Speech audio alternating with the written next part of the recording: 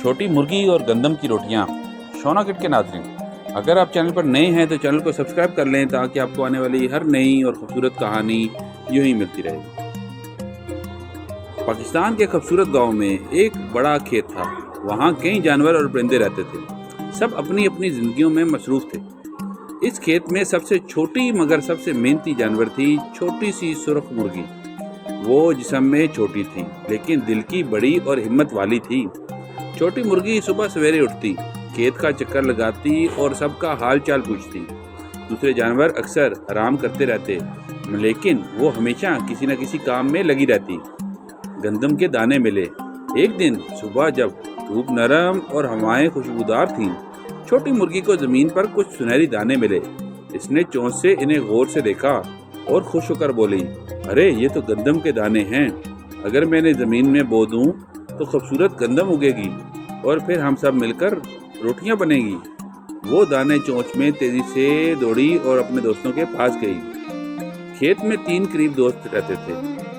بطخ جو ہر وقت تالاب میں چھپ کر رہتی تھی، بلی جو اناج کے گودام کے پاس سوتی تھی، ہرن جو کیچڑ میں لوٹ پوٹ ہوتی رہتی تھی۔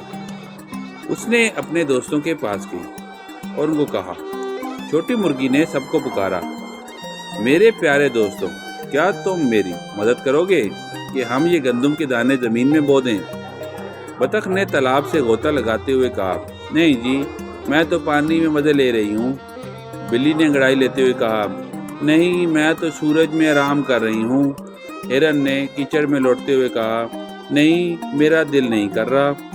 چھوٹی مرغی نے سانس لیا اور کہا، ٹھیک ہے، پھر میں اکیلے ہی یہ کام کروں گی، زمین میں بیج بونا۔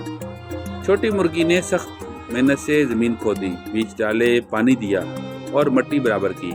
وہ جانتی تھی کہ یہ کام آسان نہیں تھا، لیکن وہ چاہتی تھی کہ آنے والے دنوں میں سب کو خوشبودار گندم ملے۔ ہر دن وہ بیجوں کو پانی دیتی، زمین کو نرم رکھتی، گھاس پھوس نکالتی۔ آہستہ آہستہ سبز پودے زمین سے نکلے۔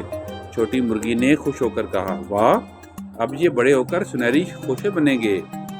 چند ماہ بعد گندم کے خوشے سنہری ہو گئے، ہوا میں جھومنے لگے۔ چھوٹی مرغی نے پھر اپنے دوستوں کو آواز دی، میرے پیارے دوستوں، کیا تم میری مدد کرو گے کہ ہم یہ گندم کاٹ سکیں؟ بطخ نے پھر تالاب میں پانی چھڑکتے ہوئے کہا، نہیں جی، یہ تو بہت محنت والا کام ہے۔ بلی نے سستی سے کہا، نہیں، مجھے نیند آ رہی ہے۔ ہرن نے کیچڑ میں لوٹتے ہوئے کہا، نہیں جی، مجھے تو آرام کرنا ہے۔ چھوٹی مرغی نے کہا، ٹھیک ہے، پھر بھی اکیلی ہی ہوں اور گندم کاٹوں گی۔ چھوٹی مرغی دھوپ میں کھڑی ہو کر گندم کی خوشی سے کاٹتی رہی۔ اس کی چونچ اور پنکھ تھک گئے لیکن وہ ہمت نہیں ہاری۔ اس نے گندم کے ڈھیر کو جمع کیا اور گاؤں کے چھوٹے اناج پیسنے والی چکی کی طرف لے گئی۔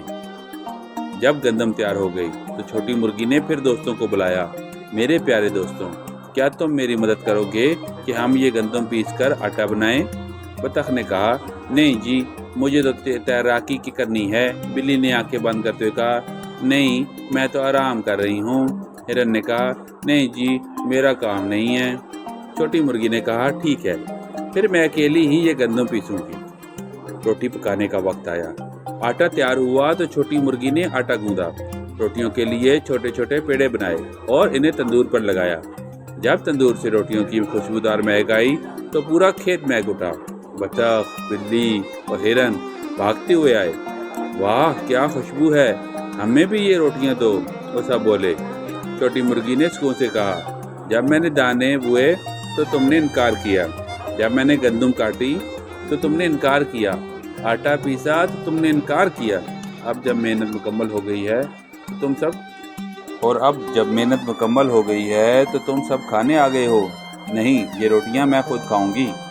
بطخ، بلی اور ہرن شرمندہ ہو گئے۔ انہوں نے کہا، ہم نے غلطی کی، اگلی بار ہم تمہاری مدد کریں گے۔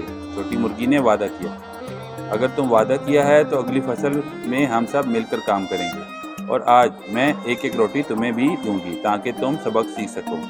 سب دوستوں نے شکریہ ادا کیا اور وعدہ کیا کہ آئندہ وہ ہر کام ساتھ دیں گے۔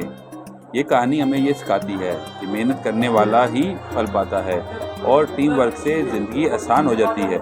جو لوگ صرف نتیجے کے وقت آتے ہیں اور محنت نہیں کرتے، وہ ہمیشہ پیچھے رہ جاتے ہیں۔ شونا کڈ کے ناظرین، اگر آپ کو بھی یہ کہانی اچھی لگی ہے تو کہانی کو لائک کریں اور اس کو اپنے دوستوں کے ساتھ بھی شیئر کریں۔ کل ملتے ہیں ایک اور نئی اور خوبصورت کہانی کے ساتھ، تب تک اپنا خیال رکھیں۔